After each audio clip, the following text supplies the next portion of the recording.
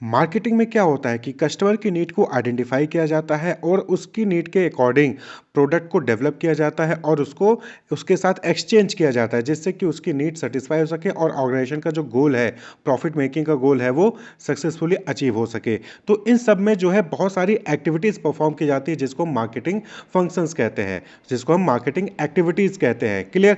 जैसे marketing research हो गया या मार्केट रिसर्च हो गया, जहाँ पर आप कस्टमर रिसर्च करके कस्टमर की क्या एक्चुअली में नीड है, उसको कौन सी प्रोडक्ट चाहिए, किस टाइप का प्रोडक्ट चाहिए, उसको जो है आप रिसर्च करते हो, उसके कंज्यूमर बिहेवियर को स्टडी करते हो, प्रोडक्ट प्लानिंग करते हो, रिसर्च करने के बाद प्रोडक्ट प्लानिंग करते हो कि प्रोडक्ट का क्या फीचर होगा, किस तरीके से प्रोडक्ट डेवलप किया जाएगा।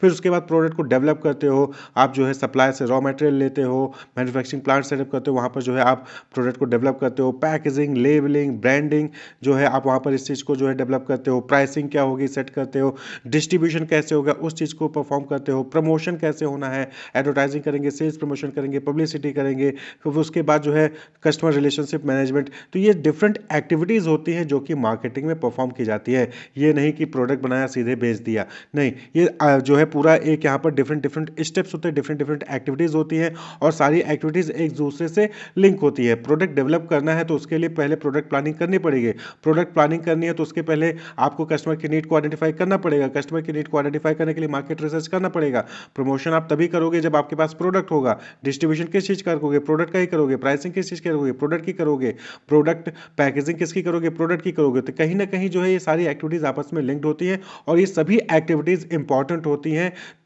कस्टमर की नीड को सेटिस्फाई करने के लिए और जो है प्रॉफिट मेकिंग करने के लिए। तो इन सभी एक्टिविटीज़ को मैनेज करना, इन सभी एक्टिविटीज़ को प्रॉपरली मैनेज करना ही मार्केटिंग मैनेजमेंट कहलाता है। ये जो मार्केटिंग की डिफरेंट एक्टिविटीज़ है, इनको मैनेज करना ही मार्केटिंग मैनेजमेंट कहलाता है। Marketing management means management of the marketing function. Clear?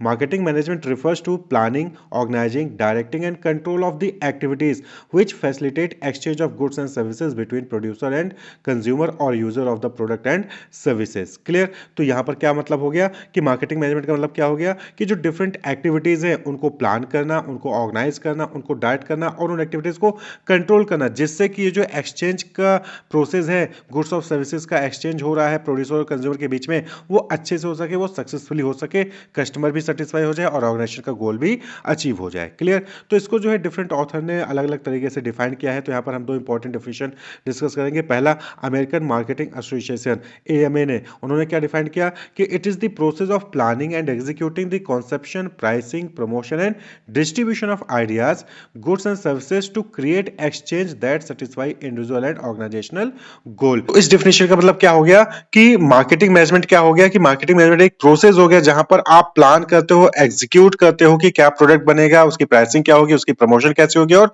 उसका डिस्ट्रीब्यूशन कैसा होगा, किस चीज का, आइडियाज का, गुड्स का, सर्विसेज का, जो कि डेवलप किया गया है जिससे कि एक्सचेंज किया जा सके किसके बीच में, प्रोड्यूसर और कंज्यूमर के बीच में, जिससे कि इंडिविजुअल भी सेटिस्फाई होगा और ऑर्गेनाइजेशन का गोल भी सेटिस्फाई होगा। तो उसी को हम मार्केटिंग मैनेजमेंट कहते हैं। It is the process of planning and execution. Clear? इसी तरीके से फिलिप कोटलर ने मार्केटिंग मैनेजमेंट को डिफाइन किया। उन्होंने कहा कि marketing management is the art and science of choosing target market and getting, keeping and growing customers through creating, delivering and communicating superior customer value. तो यहाँ पर क्या हो गया कि मार्केटिंग मैनेजमेंट क्या हो गया, आर्ट और साइंस दोनों है। आर्ट क्यों है? क्योंकि यहाँ पर जो मैनेजर्स होते हैं वो अपनी क्रिएटिविटी का यूज करके जो है अलग अलग फीचर्स, अलग अलग डिजाइन, अलग अलग पैकेजिंग, लेबलिंग, किस तरीके से टारगेट मार्केट को चूज करना है, वो सारी चीजों को डिसाइड करते हैं। और ये साइंस क्यों हो गया? क्योंकि यहाँ पर बहुत सारे थ्योरीज हैं, बहुत सारे प्रिंसिपल्स हैं जिसका यूज किया जाता है मार्केटिंग फंक्शन को परफॉर्म करने के लिए। तो इसलिए आर्ट और साइंस दोनों है, मार्केटिंग मैनेजमेंट दोनों है। अब ये आर्ट एंड साइंस का यूज करके क्या किया जाता है कि टारगेट मार्केट को चूज किया जाता है कि किस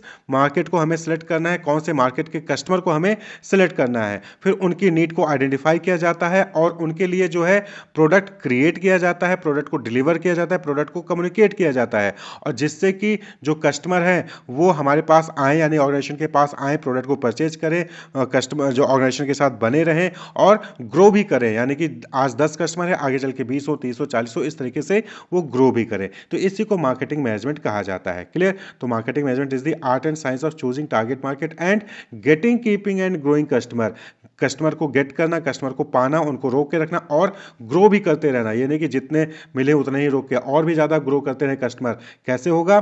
through creating, delivering and communicating superior customer value, यानी कि आप ज़्यादा अच्छा प्रोडक्ट उनको देंगे, करेंगे, उसको बनाएँगे, उसको डिलीवर करेंगे उनको, तो ये जो कस्टमर है वो आपके पास आएँगे, आपके पास रुकेंगे और ग्रो भी करेंगे। तो फिलिप कोटलर के इस डेफिनेशन से हम प्रोसेस ऑफ मार्केटिंग मैनेजमेंट को डिस्कस कर सकते हैं कि प्रोसेस ऑफ मार्केटिंग मैनेजमेंट में 3 इंपॉर्टेंट चीजें हैं जो कि इन्वॉल्व होती हैं। सबसे पहला चीज हो गया चूजिंग द टारगेट मार्केट, यानी कि ऑर्गेनाइजेशन जो है उसको प्रोडक्ट बनाना है, प्रोडक्ट बनाकर सेल करना है किसको? कस्टमर को। तो किस कस्टमर को आपको सेल करना है, किस मार्केट में आपको प्रोडक्ट को सेल करना है, पहले आप उसको चूज करिए। सपोज करिए कि मैन्युफैक्चरर जो है वो रेडीमेड गारमेंट जो है बनाना चाहता है childrens up to age of 5 year, तो ये टारगेट मार्केट हो गया कि 5 साल से कम के बच्चे जहां पे भी हैं वो उसका टारगेट मार्केट हो गया। अब जो क्या काम करना है, अब आपको जो है उस ग्रुप के लिए जो भी आपने टारगेट मार्केट सेलेक्ट किया है उसके लिए आपको प्रोडक्ट क्रिएट करना है, उसको डेवलप करना है और उसको कम्युनिकेट भी करना है। भाई ये नहीं कि जो है आपने बना के रख लिया, आपको बनाना है उस टारगेट मार्केट के नीड के अकॉर्डिंग प्रोडक्ट को क्रिएट करना है, उसको डेवलप करना है और उसको प्रमोट भी करना है। एडवर्टाइजिंग के जरिए, न्यूज़पेपर में एडवर्टाइजमेंट देकर, सेल्स प्रमोशन के जरिए, पर्सनल सेलिंग के जरिए आपको उसको प्रमोट भी करना है, यानी कि उनको कम्युनिकेट भी करना है कि हाँ हमने आपके लिए ये प्रोडक्ट बनाया है।